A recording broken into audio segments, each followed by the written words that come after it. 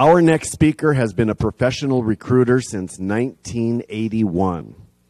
He provides recruitment consulting, training, speaking, and writing.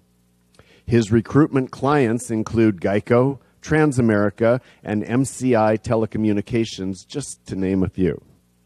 He is recognized nationally as an expert in talent acquisition and in career transition. He is the published author of The Recruiter's Guy's Guide to Finding a Job, and recently he signed a contract with a publisher to write and publish 4 new books on recruitment and job search. Today's speech is Make Your Company ROaR, Recruit, Onboard, and Retain. Let's welcome Bill Humbert, therecruiterguy.com. Thank you.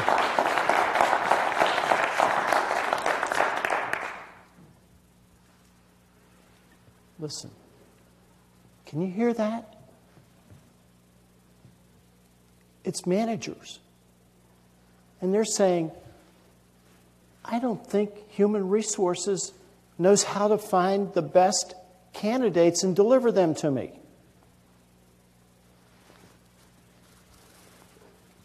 Did you hear that?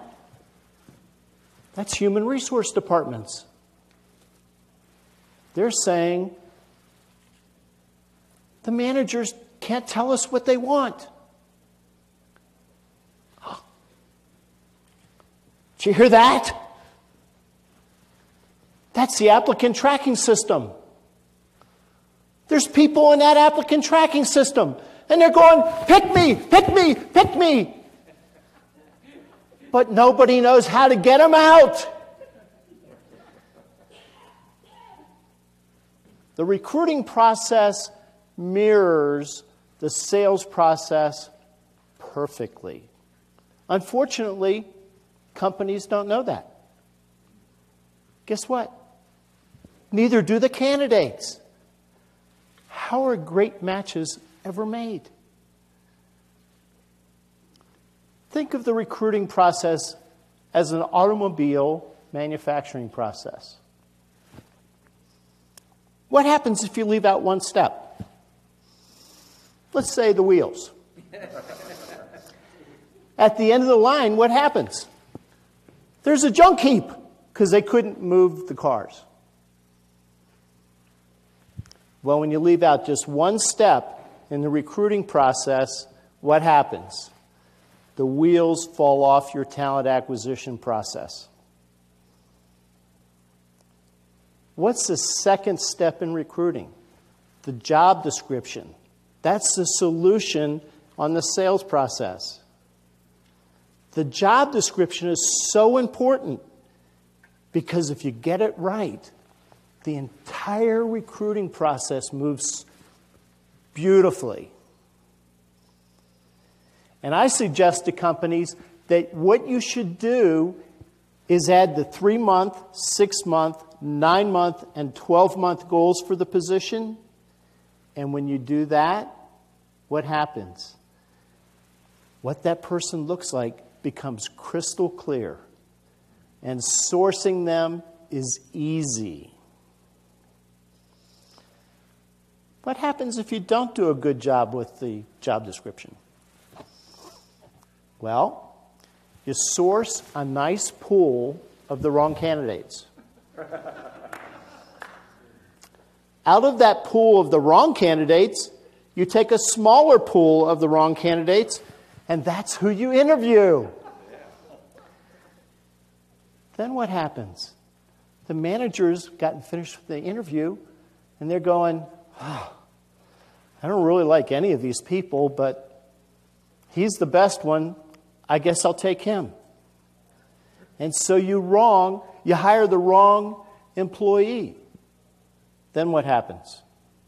Well, 2 months to 2 years later, you fire the right person. And that happens every day, folks. I'm in it. I recruit every day. And it happens every day. Let's talk about the interviewing process. The majority of hiring managers have never been taught how to interview effectively. If you haven't been taught how to interview effectively, you certainly haven't been taught how to select the best qualified candidate.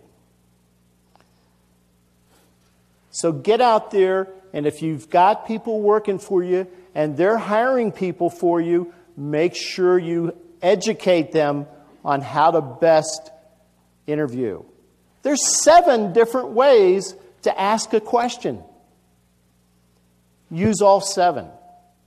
Because people have been coached on handle behavioral questions today. So use all of them. It really helps. When you select somebody, what's their first day like? What's that first impression? Some companies call it orientation. Some companies call it onboarding. Is that first impression the one you want them to have? Do they feel like, oh man, what a cool company this is? Or do they feel,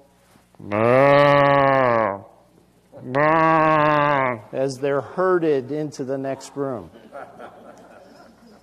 That does happen. Retention is important.